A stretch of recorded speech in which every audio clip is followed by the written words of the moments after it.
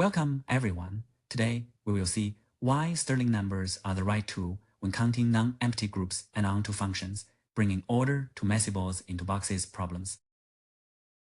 Here is the stake. The moment you try to count ways to split people into teams or to force every category to be used, the usual binomials and factorials suddenly feel clumsy. Today, we are going to discover Stirling numbers of the second kind written as of n, k. The core idea is surprisingly simple. We will build it from basic function counting and the idea of grouping. And our map is functions first, then onto functions, then partitions, and finally we connect them into one clean organizing principle. So this is about counting groups, not just choosing members or arranging them? Exactly. First notice, binomial coefficients are perfect for choosing a subset of size k from n, but that is not the same as splitting everyone into multiple groups. Second, factorials count orderings like lineups or seatings, but groups do not come with an internal order by default. So the blind spot is counting nonempty blocks where the blocks themselves are not labeled. That missing counter is exactly what Stirling numbers measure. Here is our motivating problem. You have 5 students and you want exactly 3 non-empty project groups. This is the kind of thing teachers actually do, and it immediately raises a subtle math question. What counts as the same grouping? If you want 3 non-empty groups, every student must land somewhere and no group can be empty. That is different from just choosing 3 students or ordering 5 students. Why does labeled versus unlabeled matter? Aren't 3 groups just 3 groups? Great question. If the groups are labeled, it is like group 1, group 2, group 3 are distinct boxes. If they are unlabeled, then swapping the names of 2 groups does not create a new outcome. That unlabeled version is exactly a set partition. To make grouping problems easier, we start with something you already know how to count: functions. A function from the set 1 through n to the set 1 through k is just an assignment of each item to a box. This equation captures the basic rule. Each of the n inputs has k independent choices, so you get k to the n total assignments. So a function is basically a balls into labeled boxes model? Exactly. But notice, with plain functions, some boxes can be empty. That is why k to the n is not the answer when you demand non-empty groups. Let us make it concrete with a tiny example: 3 inputs, 2 outputs. Think of 3 students choosing between 2 projects. First bullet, total functions are 2 to the 3, because each of the 3 inputs chooses one of 2 values. Onto means both outputs show up at least once, right? Yes. With 2 outputs, the only way to fail being onto is everyone maps to the first output or everyone maps to the second output. That is exactly 2 constant functions. So the onto count is 8 minus 2, giving 6. And now the real question becomes, how do we do this cleanly for general n and k without listing or ad hoc subtraction? Onto count. 8 minus 2 equals 6. Now let us give a name and a formula to the missing counting tool. S of n, k is called a Stirling number of the second kind, and this recurrence tells us how to compute it. Think of the last element arriving. It either joins one of the k existing blocks or it starts a brand new block. That gives us the 2 terms in this formula. So the k in front is because there are k choices of which block to join. Exactly. And the second term, S of n minus 1, k minus 1, is for when the new element sits alone in its own block. Here is the definition in words. S of n, k counts the number of ways to partition the set 1 through n into exactly k non-empty unlabeled blocks. The boundary values keep you grounded. There is only one way to put everyone in one block, and only one way to put everyone in their own block. And here are checkpoint values we will use shortly. S of 4, 2 equals 7, and S of 5, 3 equals 25. Checkpoint values. S of 4, 2 equals 7, and S of 5, 3 equals 25.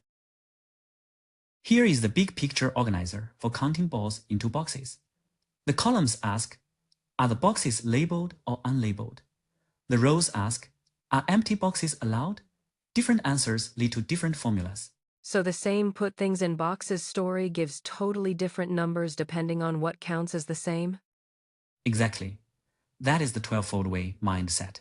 Classify first, then count. In our lecture, the balls are always labeled because our people are distinguishable. The top left cell is where we started.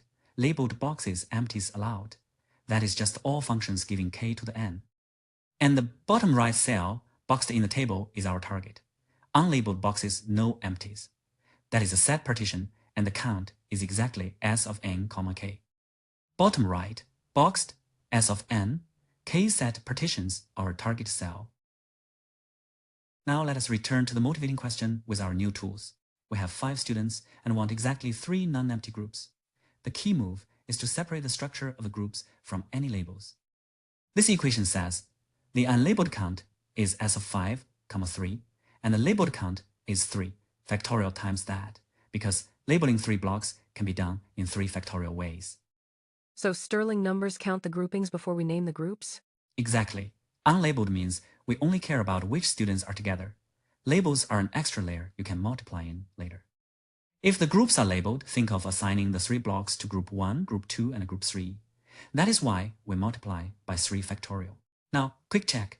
Is s of 5, 3 closer to 10, 25, or 100? Let us use the recurrence.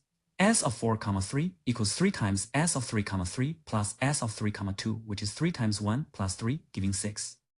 Then s of 5, 3 equals 3 times s of 4, 3 plus s of 4, 2, which is 3 times 6 plus 7, giving 25. So 25 unlabeled groupings, or 75 labeled ones.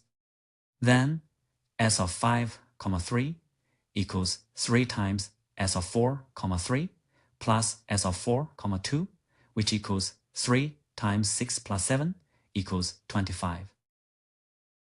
This is the big bridge between counting functions and counting partitions. Onto functions correspond to partitions plus labels. The equation on the slide says the number of onto functions from 1 through n to 1 through k equals k factorial times s of n, k. Where does the factorial come from intuitively? Take an onto function and look at which inputs map to each output. Those k pre-image sets are k non-empty blocks, so you get a partition. Conversely, if you start with a partition into k blocks, you can label the blocks by the k outputs in k factorial ways, producing an onto function. And our earlier tiny example checks out perfectly. S of 3, 2 is 3, and 2 factorial times 3 is 6 onto functions. Now the slide makes the check explicit. 2 factorial times s of 3, 2 equals 6. That is, 3 items partitioned into 2 non-empty blocks gives 3 partitions, and labeling the 2 blocks doubles that to 6 surjections. Let us look at a full partition universe on 4 elements. The picture groups partitions of A, B, C, D by how many blocks they have, so you can literally see the Stirling numbers as column counts. This formula defines the Bell number. B of n is the total number of partitions found by summing s of n, k across all k. So Bell numbers are like the total, and Stirling numbers split that total by how many groups you used. Exactly. For 4 elements, the total is 15 partitions. And the refinement is the punchline. 1 partition with 1 block, 7 with 2 blocks, 6 with 3 blocks, and 1 with 4 blocks, adding to 15. That is why Stirling numbers feel structural. They do not just count, they organize by a meaningful statistic the number of blocks. Now we connect back to where we started, a simple looking k to the n. It is not just a number, it is a container that can be decomposed by how many outputs are actually used. This identity says k to the n equals a sum over j of Stirling numbers times a falling factorial. The message is total functions equal the sum of functions that use exactly j distinct outputs. So j is like how many boxes actually got used? Yes. First, you group the inputs into j nonempty blocks based on having the same output value that contributes s of n, j. Second, you must pick which j outputs are used and assign them to those j blocks. That is the falling factorial because you are choosing j distinct labels in order. So Stirling numbers are the grouping coefficients hidden inside ordinary powers. Step 2. Choose and assign j distinct outputs, which can be done in k falling factorial j ways. Time to check understanding with a quick 2-part exit ticket. 1 computation and 1 which tool fits reflection. For the practice problem, we want onto functions from 1 through 4 to 1 through 2. The equation shows the fastest route. Onto equals 2 factorial times s of 4, 2. And S of 4, 2 is 7 from the checkpoint value, so it is 2 times 7? Exactly, giving 14. Conceptually, first partition the 4 inputs into 2 non-empty blocks, then decide which block maps to output 1 and which maps to output 2. The practice line is just restating the goal in words. Count the onto functions f from 1 through 4 to 1 through 2. Your final answer should be 14, and you should be able to justify it with the partition, then assign idea. Reflect prompt. Pick the tool by asking 2 questions. Are the k outputs labeled and are empty outputs allowed? If labeled and empty is allowed, use k to the n. If unlabeled and you want exactly k non-empty groups, use s of n, k. If labeled but you still require all k outputs, use k factorial times s of n, k. So onto functions from n to k are the labeled and no empties case, which is why it is k factorial times s of n, k. Yes. Onto means every output gets hit at least once, and the outputs are distinct labels, so it matches labeled boxes with no empty boxes.